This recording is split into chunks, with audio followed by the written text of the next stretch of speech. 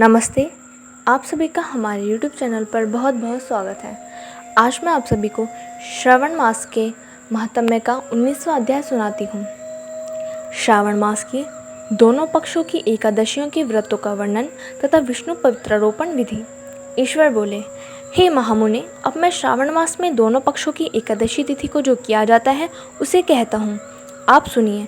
हे वत्स, रहस्यमयी, अतिश्रेष्ठ, महापुण्य प्रदान करने वाले तथा महापातकों का नाश करने वाले इस व्रत को मैंने किसी से नहीं कहा है। यह एकादशी व्रत श्रवण मात्र से मनुष्य को वांछित फल प्रदान करने वाला, पापों का नाश करने वाला, सभी व्रतों में श्रेष्ठ तथा शुभ है। इसे मैं आपसे कहूँगा। अब एकाग्रचित्त होकर सुनिए। दशमी तिथि में प्रातःकाल स्नान करके शुद्ध होकर संध्या आदि कर ले और वेदता, पुराणज्ञ तथा जितेंद्रिय विप्रों से आज्ञा लेकर 16 उपचारों से देवाधिदेव भगवान का विधिवत पूजन करके इस प्रकार प्रार्थना करें। हे पुंडरीकाक्ष, मैं एकादशी को निराहार रहकर दूसरे दिन भोजन करूँगा। हे अच्युत, आप मेरे शरणदाता होइए। हे वत्स, गुरु, देवता तथा अग्नि की सन्निधि में नियम धारण करें और उस दिन काम क्रोध रहित होकर भूमि पर शयन करें। उसके बाद प्रातःकाल होने पर भगवान केशव में मन को लगाएं। भूख लगने तथा प्रस्खलन, गिरना, ठोकर आदि लगना के समय श्रीधर इस शब्द का उच्चारण करें। हे वत्स, यह व्रत मोक्ष प्रदान करने वाला है। अतः 3 दिनों तक पाखंडी आदि लोगों के साथ बातचीत, उन्हें देखना तथा उनकी बातें सुनना, इन सब का त्याग कर देना चाहिए। तदनंतर क्रोध रहित होकर पंचगव्य लेकर मध्याह्न के समय नदी आदि के निर्मल जल में स्नान करना चाहिए।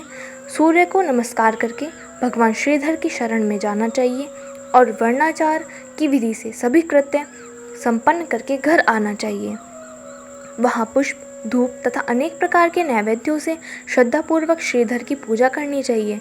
उसके बाद सुवर्णमय पंचरत्नयुक्त श्वेत चंदन से लिप्त तथा 2 वस्त्रों से आच्छादित कलश को स्थापित करें और शंख, चक्र, गदायुक्त देवाधिदेव श्रीधर की प्रतिमा स्थापित कर उनकी पूजा करके गीत, वाद्य तथा कथा श्रवण के साथ रात्रि में जागरण करना चाहिए।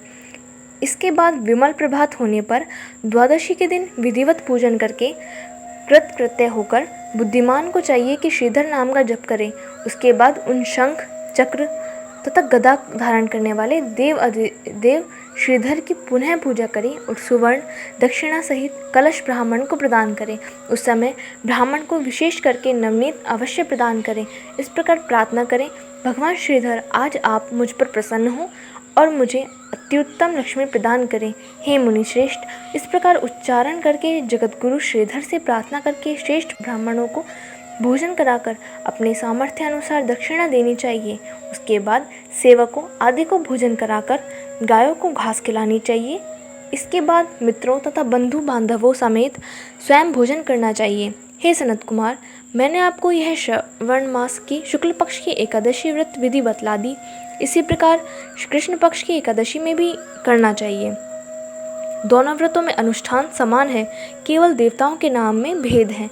जनार्दन, मुझ पर प्रसन्न हो, यह वाक्य बोलना चाहिए। शुक्ल एकादशी के देवता श्रीधर हैं और कृष्ण एकादशी के देवता जनार्दन हैं। हे सनत कुमार, यह मैंने आपसे दोनों एकादशियों के व्रत का वर्णन कर दिया है। इस एकादशी व्रत के समान पुण्य व्रत ना तो कभी हुआ है और ना ही होगा। आपको यह व्रत गुप्त रखना चाहिए और दुष्ट हृदय वाले को नहीं प्रदान करना चाहिए। ईश्वर बोले, हे सनत कुमार, अब मैं द्वादशी तिथि में होने वाले श्री हरि के पवित्रारोपण व्रत का वर्णन करूँगा।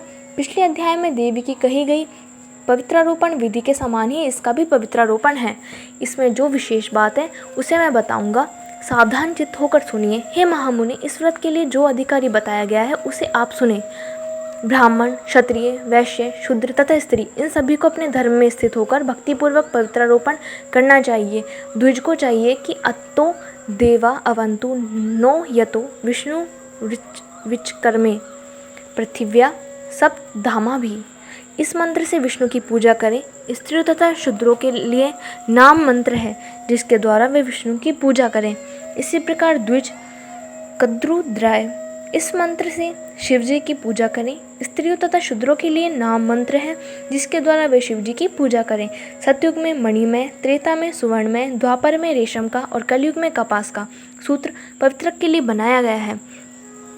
सन्यासियों को शुभ मानस पवित्रारोपण करना चाहिए। बनाए गए पवित्रक को सर्वप्रथम बांस की सुंदर टोकरी में रखकर शुद्ध वस्त्र से ढककर भगवान के सम्मुख रखें और इस प्रकार कहें, हे प्रभु, क्रियालोप के विधान के लिए जो आपने आच्छादन किया है, हे देव, आपकी प्रसन्नता के लिए मैं इसे करता हूँ। हे देव, मेरे इस कार्य में विघ्न न उत्पन्न हो। हे नाथ, मुझ पर दया कीजिए। हे देव, सब प्रकार से सर्वदा आप ही मेरी परम गति हैं। हे जगतपते, मैं इस पवित्रक से आपको प्रसन्न करता हूँ।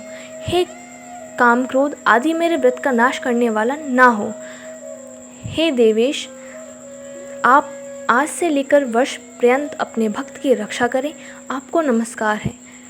इस प्रकार कलश में देवता की प्रार्थना करके बांस के शुभ पात्र में स्थित पवित्रक की आदरपूर्वक प्रार्थना करनी चाहिए। हे पवित्रक, वर्ष भर की गई पूजा की पवित्रता के लिए विष्णु लोक से आप इस समय यहाँ पधारे। आपको नमस्कार है। हे देव, मैं विष्णु के तेज से उत्पन्न मनोहर, सभी पापों का नाश करने वाले तथा सभी कामनाओं को पूर्ण करने वाले इस पवित्रक को आपके अंग में धारण कराता हूँ। हे देवेश, हे पुराण पुरुषोत्तम, आप मेरे द्वारा आमंत्रित हैं, अतः आप मेरे समीप पधारे। मैं आपका पूजन करूँगा। आपको नमस्कार है। मैं प्रातःकाल आपको यह पवित्रक निवेदन करूँगा। उसके बाद पुष्पांजलि देकर रात्रि में जागरण करना चाहिए। एकादशी के दिन अधिवासन करें और द्वादशी के दिन प्रातःकाल पूजन करें। पुनः हाथ में गंध, दूर्वा तथा अक्षत के साथ पवित्रक लेकर ऐसा कहें, हे देव, आपको नमस्कार है। वर्ष पर्यंत की गई पूजा का फल देने वाले इस पवित्रक को पवित्रीकरण हेतु आप ग्रहण कीजिए। मैंने जो भी दुष्कृत किया है उसके लिए आप मुझे आज पवित्र कीजिए। हे देव, हे सुरेश्वर, आपके अनुग्रह से मैं शुद्ध हो जाऊं।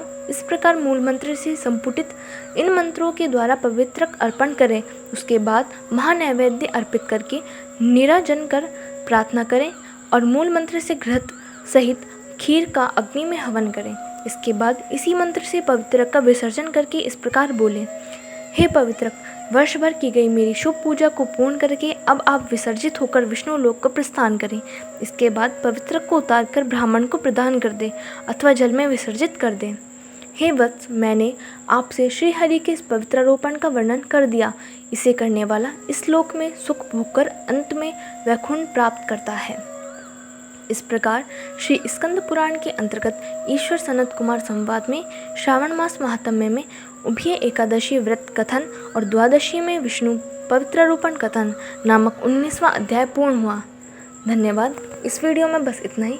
प्लीज़ मेरी वीडियोस को लाइक कीजिए, शेयर कीजिए और हमारे चैनल को सब्सक्राइब कीजिए।